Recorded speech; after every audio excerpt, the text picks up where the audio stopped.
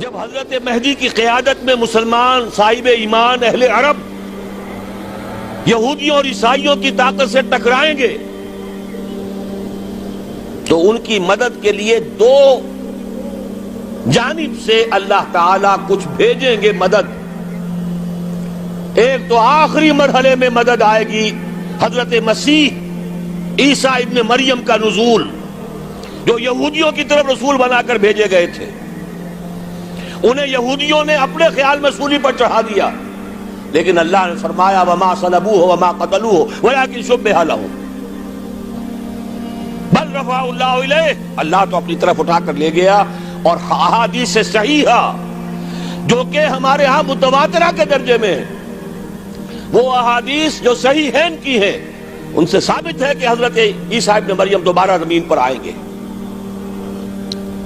اور یہودیوں کا سب سے بڑا سرغنہ جو خود مسیح ہونے ہی کا دعویٰ کر رہا ہوگا، مسیح الدجال، اسے حضرت مسیح قتل کریں گے. لیکن ایک دوسری حدیث سے معلوم ہوتا ہے کہ مشرق سے فوجیں آئیں گی حضرت مہدی کی مدد کے لیے. یخرجون ناس من المشرق یؤدون للمہدی یعنی سلطانہ. مشرق کی طرف سے فوجیں آئیں گی کہ جو مہدی کی حکومت کو مستحکم کریں گی. خراسان کا لفظ آتا ہے ایک دوسری حدیث میں. خراسان سے سیاہ عالم چلیں گے، انہیں کوئی نہیں روک سکے گا یہاں تک کہ وہ یروشلم میں جا کر نصب ہو جائیں گے. اور حضور کے زمانے میں اچھی طرح سمجھ لیجئے، ہند کسے کہتے تھے حضور کے زمانے میں؟ پاکستان ہند میں شامل نہیں تھا. سندھ و ہند، سندھ ایک مکمل ملک تھا، ہند اس کے بعد شروع ہوتا تھا. یہ راجپوتانے کا اور تھر کا ڈیزرٹ جو ہے، اس سے آگے جو ہندوستان ہے وہ ہند تھا. یہ جو ہمارا پاکستان ہے یہ ہمیشہ ہند میں شامل نہیں رہا. حضور کے زمانے میں بالخصوص سندھ و ہند، دریائے سندھ چلا آ رہا ہے. یہ ساری ٹریبیوٹریز جو پنجاب کے اندر اس کی ہیں، یہ سب ایک علیحدہ ملک ہے جو اس زمانے میں سندھ کہلاتا تھا. اور نمبر 2 یاد کیجئے، اس زمانے میں خراسان ایک علاقہ تھا جس میں موجودہ افغانستان کا 2/3، تھوڑا سا حصہ ایران کا، اور جہاں تک میں تحقیق کر سکا ہوں آج تک پاکستان کا بھی علاقہ، خاص طور پر مالاکنڈ ڈویژن جو اس خراسان میں شامل ہے. خراسان سے سیاہ عالم چلیں گے جو جا کر یروشلم میں نصب ہوں گے. یہاں بھی ایک نقطہ نوٹ کر لیجئے، پہلے بھی یروشلم ہم سے چھینا تھا. کس نے چھینا تھا؟ عیسائیوں نے، کروسیڈرز. واپس کون لیا؟ کس نے لیا؟ عربوں میں دم نہیں تھا، عرب عیاشیوں کی وجہ سے کھوکھلے ہو چکے تھے. واپس لینے والا صلاح الدین ایوبی، کرد خون. اب دوبارہ یروشلم لیا جا چکا. چھینا کن سے گیا؟ عربوں سے. عرب واپس لے سکتے ہیں؟ کوئی اندیشہ اگر ہو سکتا تھا عراق کے بارے میں کہ شاید اس کے ایٹمک دانت نکل آئے، جو سازش کی گئی، جس طرح اس احمق اور پاگل صدام حسین کو دام میں پھنسایا گیا. صدام 100 جال، دام کہتے ہیں جال کو، 100 اس میں جو پھنسا ہے تو اگلا پچھلا کھایا پیا سب اگلوا لیا. اور ہے ہی کون؟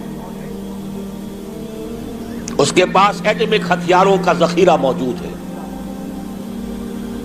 اور کسی کے وہ ایٹمک دانت بھی نکلنے نہیں دے رہے. پاکستان کے اوپر کتنا دباؤ، اور ہمیں نہیں پتا کتنا کچھ دباؤ قبول کیا جا چکا. یہ تو سبھی مانتے ہیں. کیپ کر دیا گیا، روک دیا گیا، آگے تو نہیں بڑھ رہا، یہ تو سبھی مانتے ہیں. رول بیک بھی ہو گیا یا نہیں کچھ پتہ نہیں. لیکن کسی صورت یہ نہیں تسلیم کریں گے، قبول کریں گے کہ کسی مسلمان ملک کے پاس ایٹم بم آ جائے. یہودیوں کے پاس ذخیرہ موجود، سب جانتے ہیں. بہرحال یہ جان لیجئے اس علاقے سے امید ہوتی ہے سندھ اور خراسان. حالات بہت خراب ہیں ہمارے، اور حالات بہت خراب ہیں افغانستان کے بھی، لیکن حالات کے بدلتے اللہ تعالیٰ کی مشیت کے تحت دیر نہیں لگا کرتی. سیرت نبوی میں مجھے نظر آتا ہے سن 10 میں 10 نبوی ہجرت سے 3 سال پہلے 2.5 سال پہلے کہیں سے کوئی امید کی کرن نظر نہیں آتی تھی کہ عرب میں اسلامی حکومت قائم ہو جائے گی. 10 برس ہو چکے محمد الرسول اللہ کو دعوت دیتے ہوئے، اور ابھی تک بمشکل 125 آدمی ہے. اپنے بل پر اپنے طاقت پر مکے میں رہ بھی نہیں سکتے. کیسے ہو جائے گا؟ کہاں سے ہو جائے گا؟ میں آج پوچھتا ہوں، کوئی سر بتائے کہیں سے کوئی امید کی کرن اس وقت نظر آتی ہے؟ اس ماحول میں لے جائیے. اگلے 3 سال میں کیا ہو گیا؟ پہلے سال 6، اگلے سال 12، اس سے اگلے سال 72، اور بیعت عقبہ ثانیہ ہجرت، اور وہاں سے اب حضور کی طرف سے انیشیٹ شروع ہو گیا، انیشیٹو.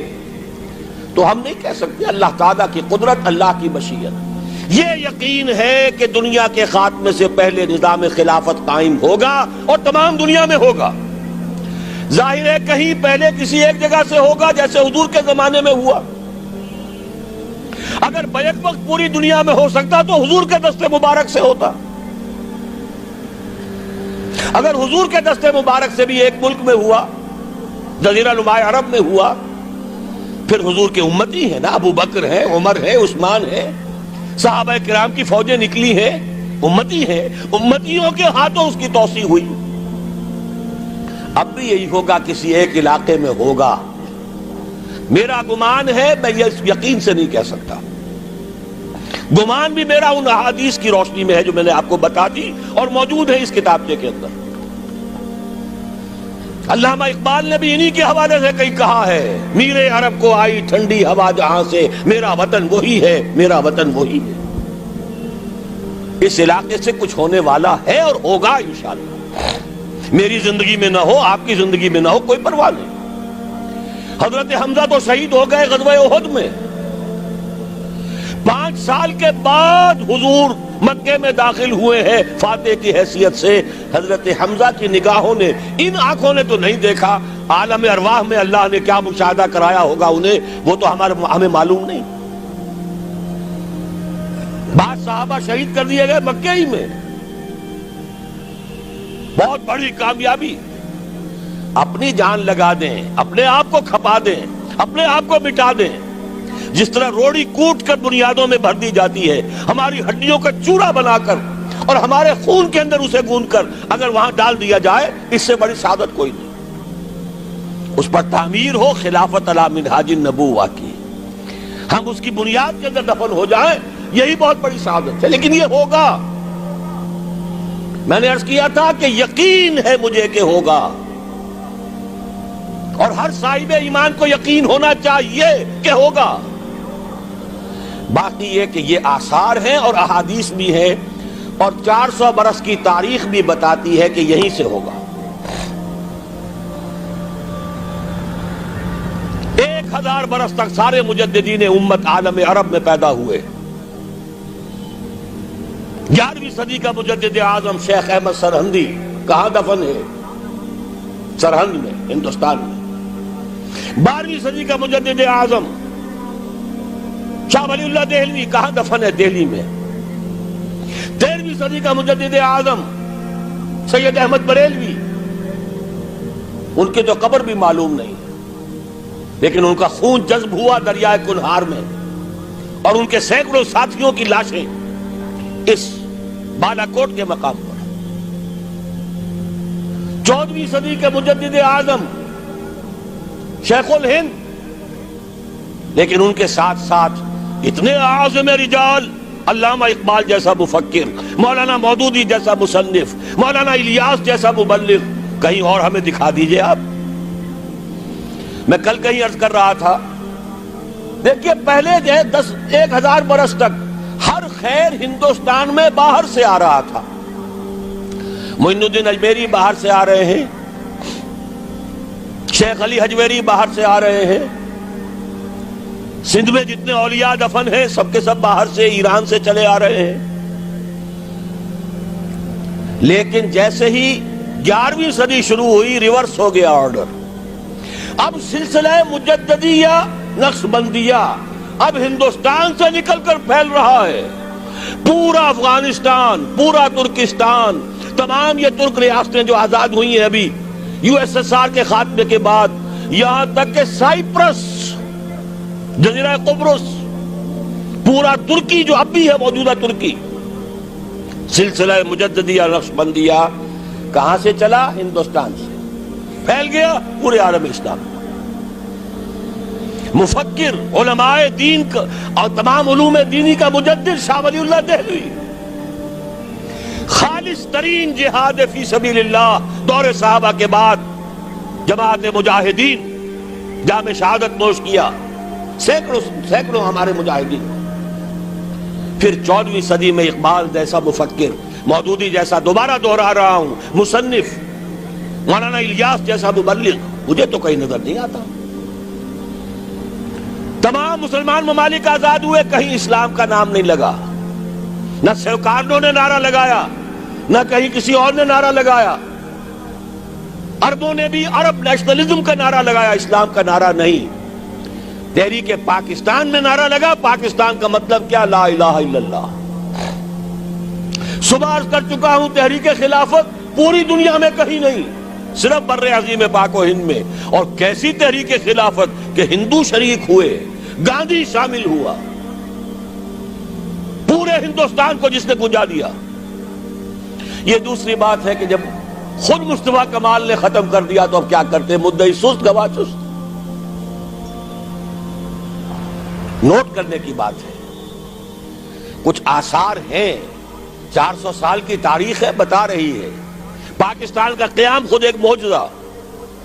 یہ ساری چیزیں مشیت ایزدی میں کسی بڑے خیر کا پیش خیمہ ہے۔